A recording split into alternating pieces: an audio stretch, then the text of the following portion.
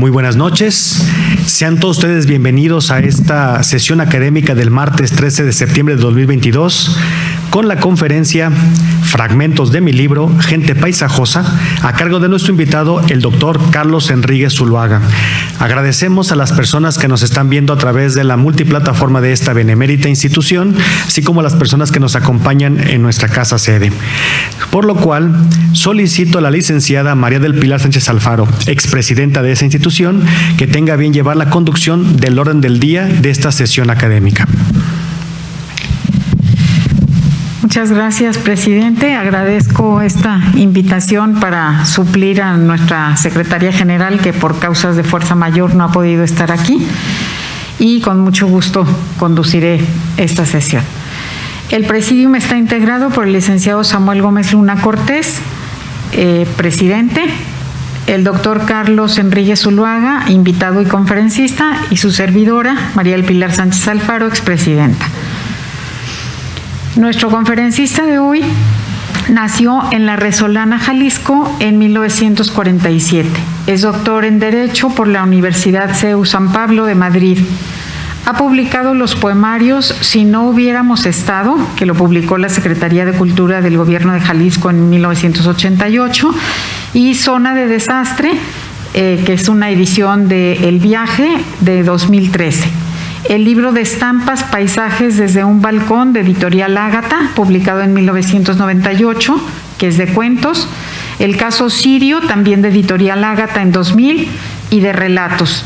Crónicas de familia, de Editorial Salto Mortal, en 2014, y El enano, espina dorsal, una publicación de 2022 que se encuentra todavía en prensa.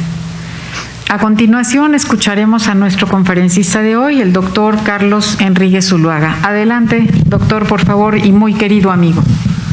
Muchísimas gracias, Pilar. Le decía yo al señor presidente que yo nunca uso grados académicos, pero les voy a decir por qué. Cuando estaba chiquillo, siempre me ha gustado mucho platicar con la gente, tanto que enfadaba a la gente. Entonces, cuando dejé de enfadar a la gente, me puse a escribir.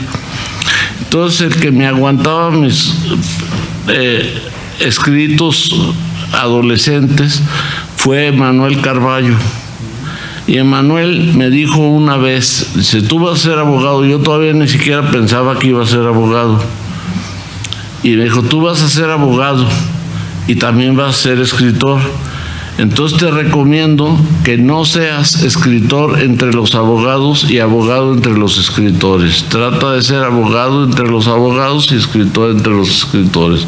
Por eso no me gustan los de esos. Este libro que les voy a compartir son relatos que alguien me ha contado y que me cayeron en gracia, o yo los inventé, o sea, de todo hay.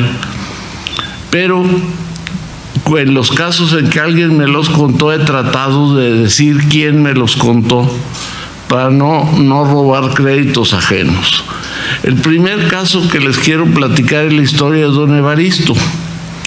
Los relatos de nuestro héroe me llegaron en conversaciones con mi colega y culto periodista Jorge Morán Mujica, quien a mi juicio tiene muchas buenas cualidades y un gran defecto: es persona seria.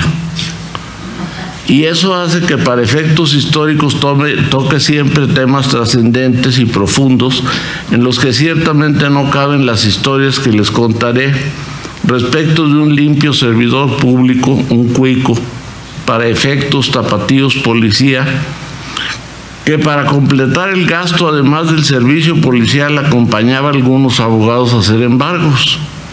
Una vez, un poco por costumbre o por ayudar, lo llevaron a Aguascalientes a una diligencia por la antigua carretera entre Guadalajara y esa ciudad, que hay que decirlo, tiene la maravilla de que cada 42 kilómetros hay una cantina, lo que permitía a los viajeros socializar con los demás parroquianos y refrescar el gañote. La primera parada se daba en Encarnación de Díaz, donde había grandes sembradíos de cebolla, creo que ahora hay mota. El chofer que guiaba el automóvil, por comentar algo y hacer algo de plática, le dijo: vea nomás, don Evaristo, qué bonitos cebollales. El aludido no dijo nada.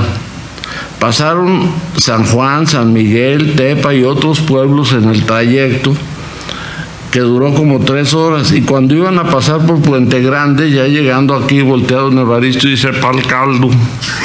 ¿Pa'l caldo qué, don Evaristo? Los cebollales. Entonces, hay veces que se tarda uno en reaccionar. Pero tenía varias historias el señor. Por ejemplo, otra que hizo él es durante las Olimpiadas había grupos de deportistas que turisteaban, y a don Evaristo lo ponían a cuidar que nadie se estacionara delante de Palacio Municipal. Y entonces pues llegaron una delegación de japoneses, se bajó, y entonces don Evaristo: no, dice: ¿dónde va usted? Le contestaron en japonés, no entendió, que no, dice, luego pasa el jefe y lo joden a uno. Y así es, se dijo que no. Pero es sabido perfectamente por casi todos los grandes científicos de este y varios mundos cercanos que la cruda es uno de los estados físicos cuyo dolor trasciende teorías acreditadas por la ciencia. Es un mal terrible que no hay cura definitiva para ella. Alivios sí, pero cura no. Resulta casi increíble que se haya encontrado cura teórica, cuando menos, o práctica, de cuantas enfermedades han afectado al género humano. Es más, ya hay curas probadas contra enfermedades que no se han descubierto. Pero no la cruda, que sigue siendo un flagelo de la humanidad, y como todos los problemas metafísicos, un maestro decía que la metafísica era lo que no se entiende, y la resaca, que también así le dicen, no se puede entender. Don Evaristo, como todo ser humano que haya mortificado esta carne inmunda y pecadora con ingesta de alcoholes, al día siguiente de haber bebido le daba cruda en diversos grados, que muchos expertos fijan en grados.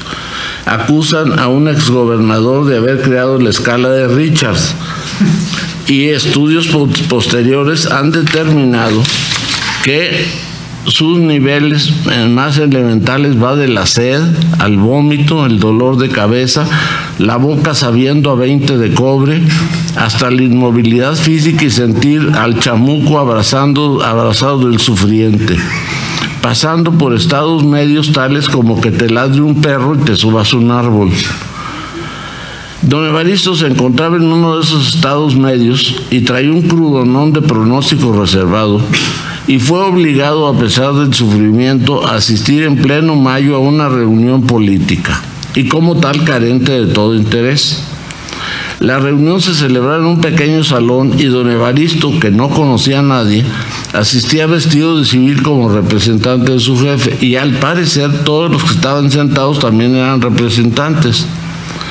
En el sitio había una mesa de honor pegada a la pared, y tenía... para moverse se entraba por un pasillo si pretendía hacerlo, y tenía que pasar los otros 7 asientos para hacerlo. El sitio estaba a reventar. Considerando que la asistencia era voluntariamente a fuerzas, un fuerte olor a humanidad sudante y actuante se percibía. Mientras un sujeto hablaba cosas que nadie entendía y a nadie le interesaba. El hedor reunido junto con la cruda provocó que don Evaristo unas irrefrenables ganas de vomitar. Salir caminando era imposible, estaba lleno el podio, y su aterrado vecino, próximo a recibir la guácara, le señaló que se fuera por debajo de la mesa. Entonces se fue por debajo, y los que estaban a la derecha del premio no se enteraron hasta que sintieron el movimiento de algo entre las piernas y pensaron que era un perro, y lo empezaron a patear diciéndole: pinche perro. Mientras la gritadera se escuchó el grito del Evaristo: no me peguen, soy humano. La historia no cuenta los daños sufridos, pero sí alcanzó a salir, pero golpeadito y capeado en vasca. Debe haber quedado. Ahora resulta habitual que la Iglesia Católica, laicos comunes suban al altar y participen en las lecturas. Pero no siempre fue así. Además del uso de lenguas vernáculas en los ritos y el uso de los micrófonos. A mí siempre me ha gustado el Padre Nuestro antiguo, porque yo digo, quítame mis deudas, que esas tengo muchas. Ofensas, nadie me ha ofendido en la vida. Yo soy muy de piel muy gruesa, ¿no? Pero en fin. Entonces, Hugo Gutiérrez Vega narraba a ese respecto singulares historias sucedidas en la Villa de Guadalupe en los primeros usos de los aparatos, de los micrófonos que fueron novedad. En la localidad también se llegó la actualización y comenzaron a subir al altar a leer las lecturas de la misa. Desde luego solo eran varones. Y al usar los micrófonos, que en un principio eran como medallones colgados como medallas, se celebraba misa de 12 en el convento y basílica de Zapopan, lleno total y gente hasta en el atrio. El fraile celebrante pidió un hermano que haga las lecturas. La esposa de Evaristo lo empujó para que se ofreciera a leer el texto que correspondía y el marido se resistía, lo que es una necedad, ya que si tu mujer te ordena algo, según el Instituto Universal de Medición de la Obediencia Matrimonial, MANDIL por sus siglas en occitano, que en el 99.99 de ocasiones vas a tener que hacerlo. Y así fue que pasó a Lambón, y cuando estaba colocándose el micrófono preguntó, no toques.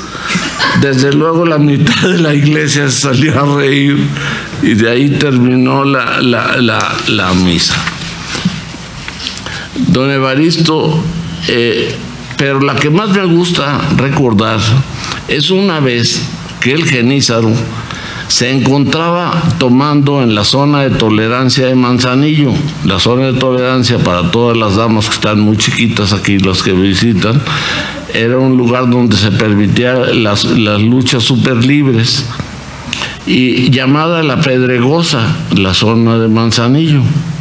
Y había un lugar que se llamaba la Quinta de las Rosas, donde había variedad.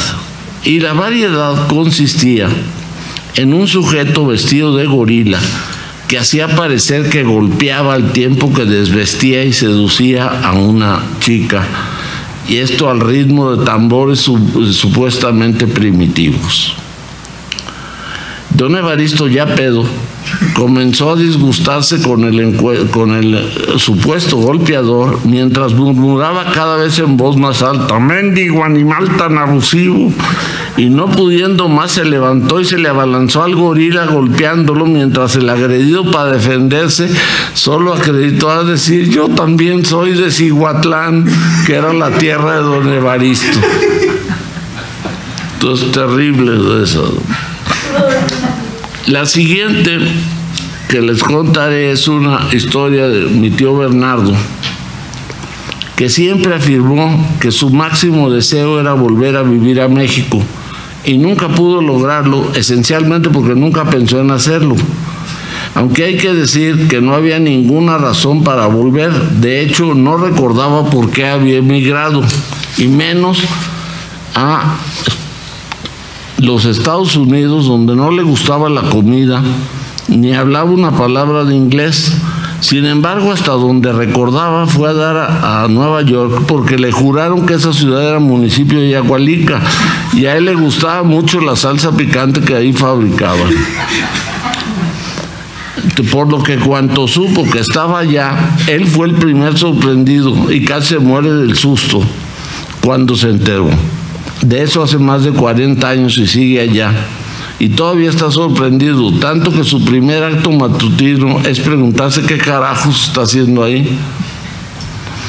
El tío tenía al llegar a la Babel de Hierro como 20 años, se autodescribía como de mediana estatura, lo que quiere decir muy chaparro, ya que no pasaba el 1,60, o sea que no entraba en las estadísticas oficiales.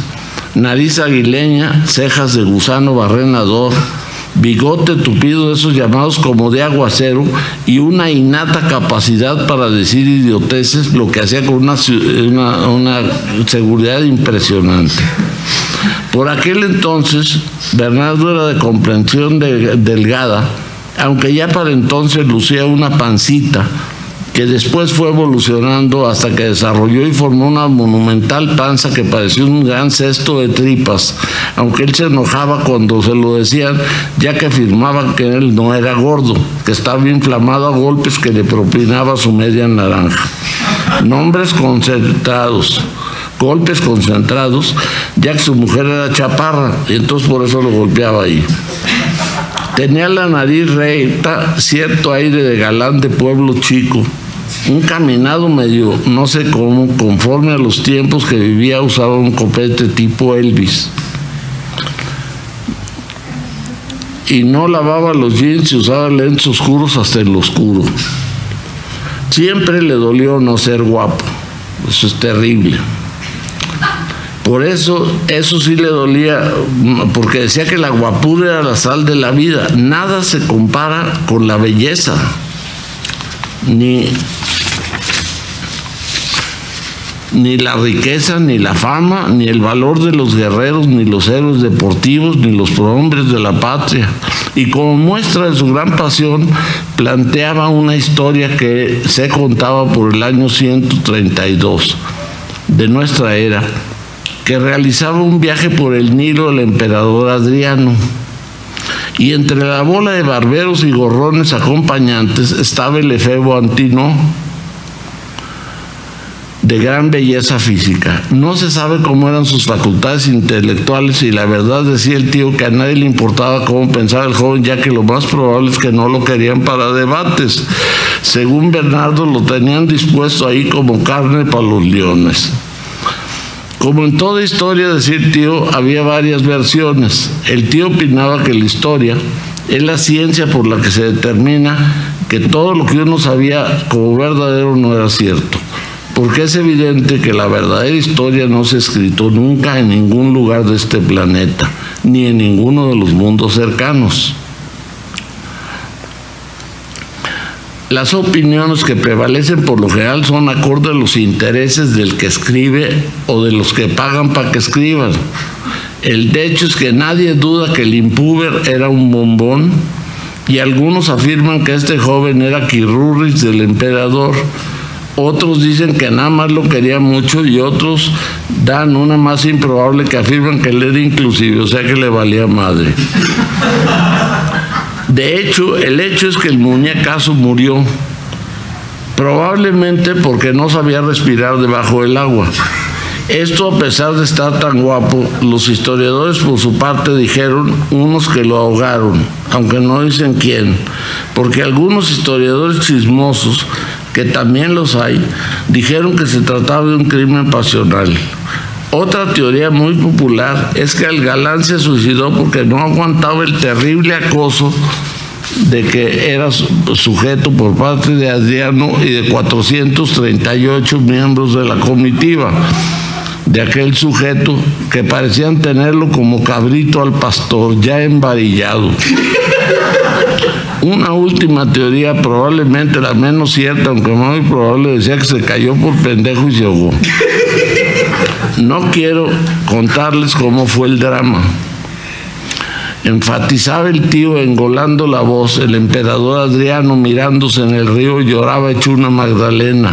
No quería hablar ni con sus ayudantes. Cuando estos acudían a llevarles noticias de la capital del imperio, estaba tan desolado que no los dejaba terminar y rápido los mandaba a la chingada. De pie, metido en el agua de tanto llorar, le salió musgo y sintió que podía convertirse en junco y permanecer unido a su papirrín. Duró varios días en el agua hasta que sus ayudantes lo sacaron a la fuerza, lo sacaron y le dieron una docena de cachetadas guajoloteras, lo tallaron con piedra pómez para quitarle el musgo que traía pegado y le dijeron que se portara como los meros machos. Sin duda que obedecer fue terrible para el sujeto, Quedó como domador después de que se lo habían tragado los leones, hecho pedazos. Esta larga narración servía al tío para probar su punto, o sea que gracias a la belleza del muchacho, el emperador demostró su cariño a este y auténticamente llenó el territorio del imperio con esculturas de su bello rostro y del bello cuerpo, tantas que no podrá usted entrar a ningún museo en Europa, de Atenas a Noruega y de Madrid a Moscú, de los Balcanes a Bruselas y en todos los puntos intermedios, Autlán incluido, sin encontrarse con una de estas esculturas, un amor que ha sobrevivido 20 siglos, superando al de Abelardo y Eloísa, Romeo y Julieta, Nuestro Señor Don Quijote y la Dulcinea del Toboso, y Pedro Infante y Lupita Torrentera. Ya les di un ejemplo de la importancia de la belleza, decía Bernardo a cualquiera que lo hubiera escuchado. Denme ustedes, los espetaba, un ejemplo de personajes de ese tiempo importantes para alguna causa que sea equivalente a la belleza. Para esperar respuestas se ponía en posición de flor de loto, pelando los ojos en lo que creía era una mirada profunda, mientras lo hacía ponía una sonrisa inexplicable. Después de algunos minutos en que nadie le contestaba porque probablemente pensaban que estaba loco, él insistía cuestionando: díganme un político de importancia de esa época. Lo que siempre ha sido, los políticos siempre han sido intrascendentes. Dígame un abogado, un contador o un vendedor de seguros cuya memoria sea trascendente. Nadie los recuerda. Desde luego que si los hubiera habido, el tío no hubiera sabido, y para él hubiera sido lo mismo, pues él creía que lo que él no sabía no existía. Y con eso daba por zanjada la discusión y se retiraba muy orgulloso de su capacidad de argumentación, y por otra parte él era el único que estaba alegando. En los triunfos eran triunfos efímeros, y cuando se quedaba solo le daban unas depresiones tremendas. Se sentía más abandonado que un funcionario del periodo anterior. Entonces le daba por llorar como si fuera un diluvio y enfadaba a los vendedores de hot dogs con sus quejas. Lo que sí el tío era muy, pero muy holgazán. Era tan perezoso que alguna vez que quiso fundar una familia decidió buscar una mujer que ya tuviera hijos o una que estuviera embarazada para no tener el problema de embarazarla. Desde luego que nadie le hizo caso, porque también su propuesta incluía que lo mantuvieran, y como nadie quiso mantenerlo, pues entonces decidió, no sin mucho pesar porque el trabajo lo aterraba, jugar su última carta, que era buscar un paisano. La llegada a una ciudad tiene mucho de tensionante y todo resulta extraño, sobre todo si la gente no entiende lo que tú dices. El tío recordó que Pedro Martín, un paisano suyo que era de Paredones, muy cerca de su tierra, sabía que en esta gran urbe, de manera que se lanzó a buscar, que vivía en esta gran urbe, de manera que se lanzó a buscarlo, ya que siempre ha sabido que los paisanos acogen a los recién llegados. Supuso que Pedrito aquí se llamaría Pete Martin. Así preguntó y nadie le supo dar razón. Es increíble lo que cambia la vida en las diferentes ciudades. En Nueva York, buscando y rebuscando, no hallas a nadie, aunque lo intentes. En cambio que en Arandas preguntas por señas y sin saber el nombre de quien buscas, y en menos de una hora ya llegaste a la casa, y si eres amigo de la casa estarás tomándote un tequila con botana. Si es que se compadecen y te invitan, pero de que hayas la casa, la hayas. Allá el tío Bernardo se quedó sin localizar la casa de su paisano. Tuvo que enfrentar una terrible realidad. Estaba absolutamente solo en una ciudad desconocida y descubrió que sin dinero no podía vivir, salvo que usted considere que vivir es andar hurgando basureros y durmiendo en una banca del parque. Pero eso ciertamente no iba con el tío, quien decía que su cuerpecito estaba hecho para el confort, no para el sufrimiento, por lo que después de una profunda meditación resolvió ser recogedor en un espacio de fiestas infantiles, trabajo que desarrollaba vestido de payaso. Es sabido que a los pequeños monstruos en los festejos no les gusta comer. Lo que les gusta es destrozar la comida, la cual se queda intacta solo que revuelta y con hambre. Como estaba el tío, no importaba que estuviera un poco destrozada. Resultaba claro que más cornadas del hambre y repartido en bolsas es suficiente para hacer 3 comidas como Dios manda. Y hay que decir que los refrescos mezclados saben casi igual y que como sabrían cada uno independientemente. Para dormir consiguió la chamba de velador en un club de suicidas, donde también dormía un tipo que decía que él solamente hablaba con los muertos. Por eso solo hablaba con los socios, ya sabrán que ya se habían suicidado, a los vivos ni los pelaba. Con las 2 chambas, si se quiere mal pagada, sobrevivió inicialmente. Pero además el tipo era de lo más disparatero y cambiaba frecuentemente una palabra por otra. Y así en su trabajo le pidieron que hiciera una limpieza concienzuda del piso del local donde trabajaba. Lo hizo y se presentó ante su jefe a decirle que había dejado el piso relinchando de limpio y queriendo decir rechinando. Otra vez lo llevaron a ver un famoso puente atirantado de la isla, que a partir de ese día fue el puente agigantado. De tal manera, en otra ocasión vio un piquete de huelguistas y le comunicó a su compañera de trabajo que había visto a los trabajadores muy oriundos con sus plancartas. Esto provocaba que a veces no se entendiera ni solo.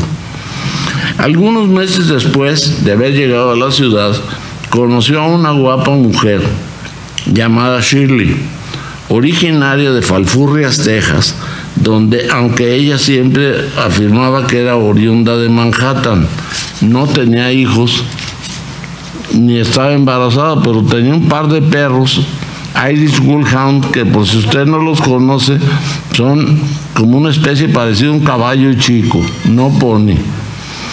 Sus enojos los mostraba señas porque era muda. Además se caracterizaba porque tenía unos ojos intensamente azules de mirada penetrante, lo que resultaba porque además muy intensa era visca. Sus ojos parecían foco de tren. Pero como todo hombre que se precie de serlo, estaba sometido a los amorosos mandos de su esposa, que con ejemplar firmeza llevaba a la casa la voz cantante y era muda. Ante ese hecho innegable, el tío solo le correspondía obedecer y callar. Con respecto a los mandos femeninos, decía el tío con toda razón que si te casas con una muda te chingas señas. No fue fácil el encuentro. Ambos estaban sentados en la misma banca, cuestiones del caprichoso destino. Él nada más al verla se dio cuenta de que era una mujer y ella tardó en percatarse de que el tío era hombre, conclusión a la que llegó al observar que los bigotes de su compañero eran notoriamente diferentes a los de una tía suya que vivía en Arkansas. El amor no requiere de palabras, un vistazo, un encuentro de miradas y el romance nace. Se nutre de miramientos. Así permanecieron 2 días suspirando el uno por el otro hasta que el hambre ganó al amor y fueron a comprar 2 baguettes gigantes. Él lo compró de carne cruda de búfalo y ella pidió de queso de soya porque era vegetariana. Como ninguno era gorrón, cada quien pagó la suya. Y sin decir una palabra volvieron a la banca que para entonces no había sido ocupada. ¿Casualidad o destino? El hecho es que fuera por la razón que haya sido, estaba desocupada. Y cada uno se sentó de un lado de la banca. Porque si se hubieran sentado al mismo lado, se hubiera quedado uno encima del otro. Y aunque esa posición puede resultar muy cómoda para ciertas actividades, no es una posición cómoda para comer baguettes, y menos para recoger las morusas.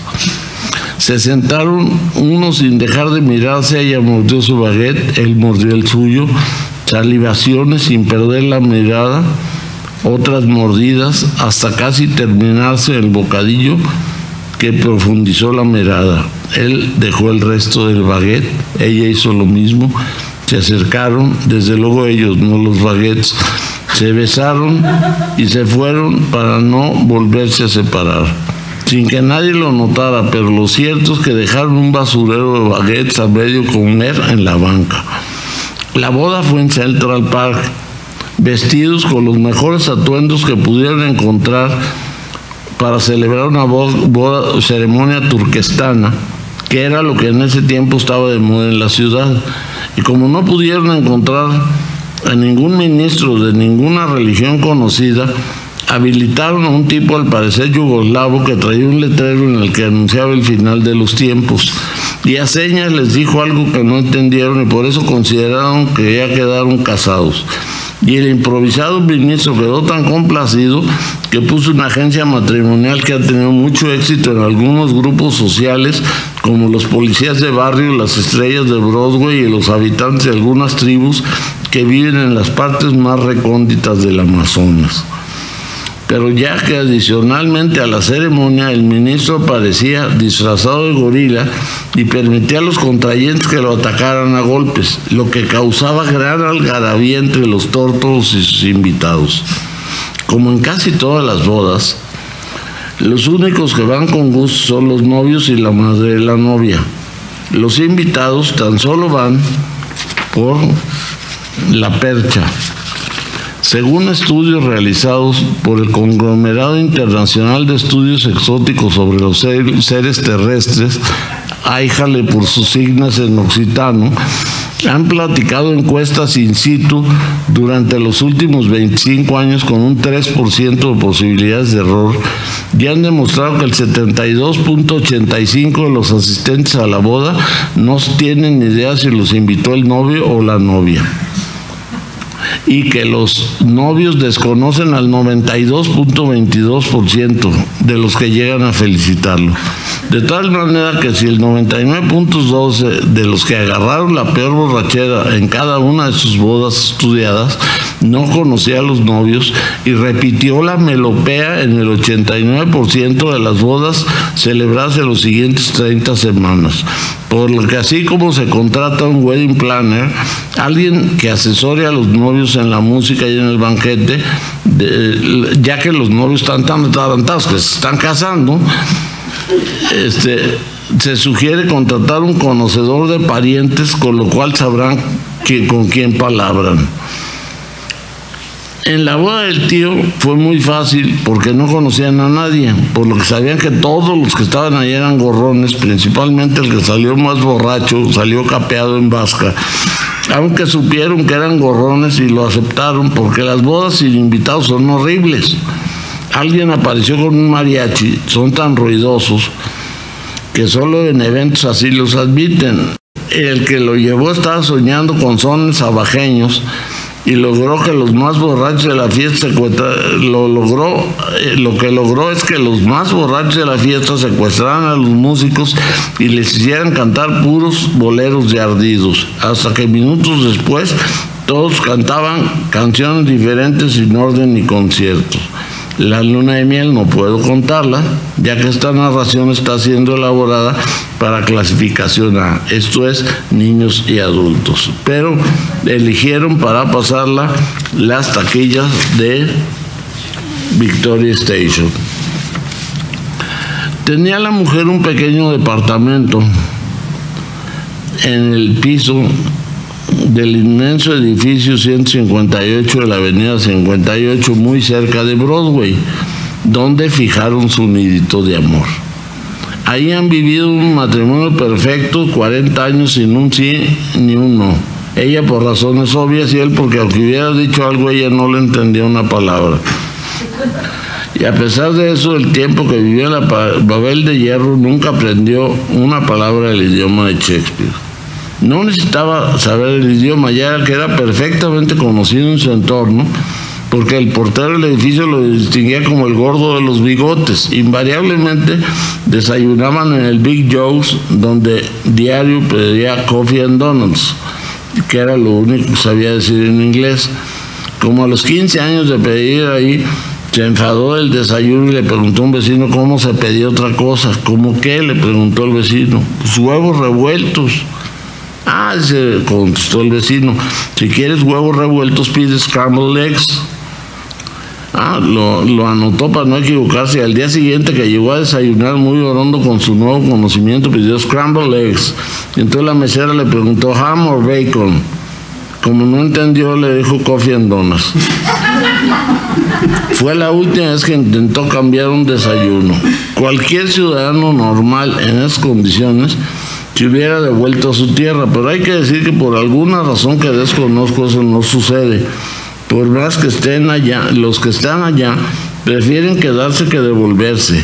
Hay quienes culpan a nuestro amado gobierno, lo que puede ser el hecho de que se devuelven muy pocos. El tío se quedó allá y allá fue enterrado. Lo cierto es que nunca aprendió inglés. Entonces, la tercera cosa que quería leerles es: cuando era niño, en los tiempos en que las familias tapatías nos reuníamos en la noche a rezar el rosario, esperábamos la terminación de para iniciar charlas que probablemente ya están perdidas para siempre. Y después del rosario, guiado por mi madre, en el más hermoso latín, toda la familia se reunía a escuchar el programa radiofónico de moda y concluíamos con una amena charla. Poco a poco empezaban a ausentarse los más pequeños, víctimas del sueño. De esas pláticas recuerdo versos e historias, de las cuales uno de mis favoritos de la familia era la ensaladilla, que consistía en una bella serie de disparates hermosamente engarzados. Estos versos los recitaba mi tatarabuelo Francisco Vizcaíno, y se los decía a mi abuelo José y a mi tía Lola, y les ofreció una moneda de oro si se la aprendían. Al que se la aprendiera primero, terminó dándole una a cada quien, según me contó mi tía Carmen. La ensaladilla dice: en una noche serena, antes de que hubiera mundo, hubo un pleito furibundo en los campos de Balbuena. Fue el caso que Ana Bolena, novia de don Juan Tenorio, pensaba hacer su casorio sin dar parte a don Quijote, y de ahí se suscitó un mitote que llegó hasta el purgatorio. Invitó el novio galán para que la boda fuera todo bicho que no fuera pariente del viejo Adán. Entre tanto, Proserpina se encargó de la cocina. Quiso que estuviera Cristo para cura, Montecristo y Caifás para padrino. 1000 cosas había dispuestas para celebrar las bodas. Y vistas habíanse todas de no llevarse las gestas. Debía haber unas fiestas, comedias en un coche, toros en una babucha, gran circo en una cachucha y ópera en un tololoche. Dumas con bonete y turca, Salomón con papalina y Jairo dentro de una tina debían de bailar mazurca. Bretón, cuyo nombre surca por la tierra y por los mares, debía entonar 1000 cantares acompañado de Scott, que tocando en su fagot ahuyentaba los pesares. Montezuma y Mardoqueo, en camisas y en calzones, y babuchas con tacones debían de bailar jaleo. Sancho Ortiz el Cebedeo y el buen conde don Julián preparaban con afán sus fajas y sus pañales y algunos arcos triunfales con jarros de Cuautitlán. Caldo y sopa de mameyes, chilaquiles con ciruelas y salchichas con tachuelas dispuso Abraham de los Reyes. Holofernes sus magueyes a toda prisa raspaba. Nananota contrataba todo el vino del Danubio y Herodes en el Vesubio las tortillas calentaba. Todo estaba a pedir de boca. Ya anunciaban el festín las campanas de Pekín y los órganos de Yoca. Mas ay, que por una bicoca se acabó en un instante. Tocó a fuego el judío errante, la Sioca sacó el machete, Sansón preparó el mosquete y el Cid montó a Rocinante.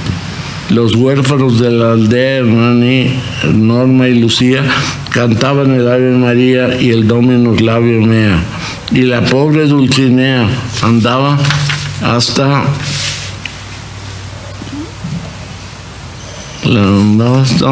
sin camisa Y entre tanto, a toda prisa, con cruz alta y ciriales, el chico Pablo Morales pensaba cantar su misa. Al ir huyendo Pilatos por la ventana, tumbó a la madre Matiana, hizo pedazos los platos, Judas perdió los zapatos, la Malinche la peluca. Mas por huir de la boruca, el fiel conde de Almaviva me tiró patas para arriba el sacristán de Pachuca. Por no ver la lucha rara, los ojos cerró la luna, estrellas no quedó ni una, y el sol se cubrió la cara. Aumentaba la algarabía y el ruido era tremebundo, tanto que el iracundo, al escuchar tales gritos, fue cogiendo sus trapitos y a otra parte se fue el mundo. Mas no paró aquí la historia, ya que el ruido con presteza asomaron la cabeza de los ángeles de la gloria y vieron tal pepitoria de piernas, brazos, hígados, riñones, talones y tantas muertes y gritos que fueron los parvulitos desmayándose a montones. Mas por un milagro patente resucitó aquella gente, merced al buen don Folías, que tocando chirimías vino el conde de Vico, Carlomagno, Cloroveo y el conde de Venadito, dijeron lanzando un grito, el cuento acabó, laus Deo. Lástima que la muerte haya privado a Bretón de ver nuestras realidades nacionales, pero deberá usted comprender que ante la impotencia solo queda la ironía o un llanto que por permanente se ha vuelto parte de nuestro ser. Así, tome usted todas las declaraciones de los políticos, todos los proyectos que jamás realizaremos, mézclelos con mucho cinismo y una buena poca dosis de honradez, y recuerdo que el Fausto de Goethe preguntaba a Mefistófeles cuando le decía a su discípulo, pero en la palabra debe encerrarse un concepto. A lo que este último contestó, muy bien, solo que no hay que atormentarse demasiado, pues precisamente donde faltan las ideas, encuéntrase siempre oportunamente una palabra. Cuando haya logrado esa mezcla, espero que le quede algo tan inteligente como la ensaladilla, o cuando menos tan sensato. Muchísimas gracias.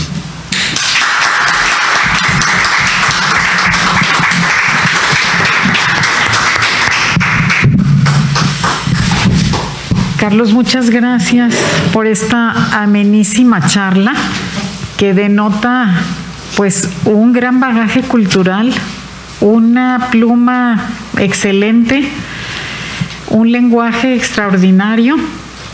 Nos ha hecho reír, nos ha hecho disfrutar.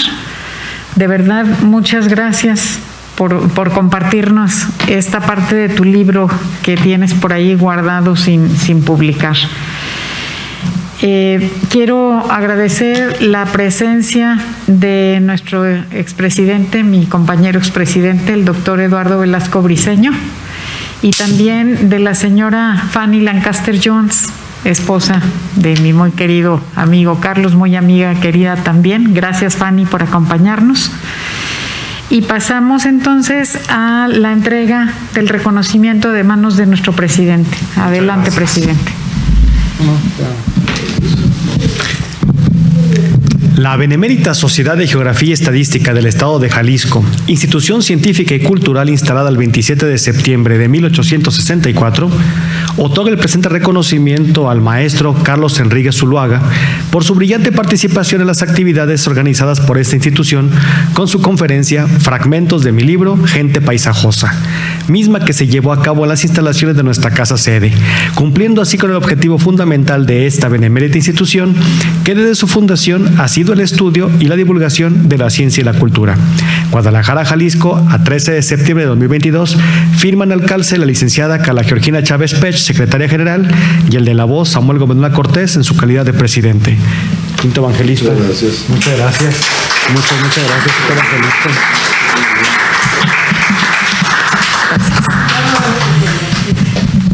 Me voy a permitir, presidente. Adelante. ¿Con la historia del chocolate? ¿De la historia del chocolate en casa de tu...? No, lo que pasa es que es curioso cómo, pues antes la gente se conocía más Y en casa de mi bisabuela, ahí por el Templo del Carmen, había al otro lado una señora llamada doña Balbina.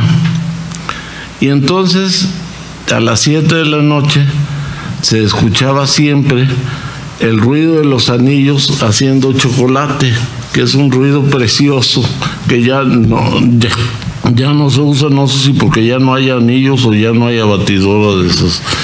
Pero el hecho está, entonces en casa de mi bisabuela decían, ya vamos a preparar la cena porque ya está preparando sus chocolates doña Balbinita. Años después se encontraron mis tías, hijas de mi tía Lola, de la que vivía también ahí. Se encontraron al sobrino de doña Balbinita, y entonces ya, ¿cómo le vayas? Saludaron, y entonces le dijo el sobrino, ¿cómo me acuerdo nosotros a las 7 de la noche decíamos ya está preparando su chocolate doña Marianita? Doña Marianita nunca preparó chocolate, ni doña Balbinita tampoco. ¿Quién hacía el ruido? No tengo la menor idea. Pues es otra historia. Los ruidos que guardaban las casas de antes, ¿verdad? Que volvían a resonar. Sí, pero si no, ese libro algún día saldrá, algún día habrá alguien que lo quiera publicar, pues trae muchas historias, así que no me acuerdo, escogí unos, pero dije no, si llevo más me van a agarrar a palos, mejor no.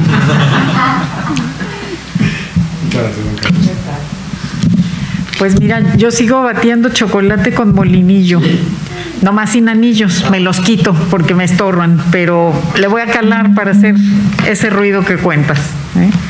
Bueno, me voy a permitir darles algunos avisos, invitarlos a la conferencia el próximo martes 20 de septiembre a las 20 horas, con el tema La generación de cristal en la medicina, un riesgo para la salud, a cargo de nuestro consocio, el doctor Eduardo Vázquez Valls. Están todos ustedes cordialmente invitados. Los invitamos también al finalizar esta sesión aquí al salón de un lado para disfrutar del convivio y seguir charlando con nuestro invitado y conferencista Carlos Enrique. Gracias nuevamente, Carlos, y cedo el uso de la voz a nuestro presidente para que clausure la sesión. Agradezco profundamente, don Carlos, que nos haya acompañado esta noche para escucharlo, que siempre es un deleite, a todas las personas que nos están acompañando, nuestros compañeros consocios, y también agradecer y reconocer a las personas que están conectadas en estos momentos siguiendo la transmisión en vivo. Y siempre, San Carlos Enrique, es un placer escuchar a nuestro quinto evangelista tapatío. Siendo el día martes 13 de septiembre de 2022 a las 20 horas con 50 minutos, damos por clausurados los trabajos de esta sesión académica. Muchas gracias, muy buenas noches.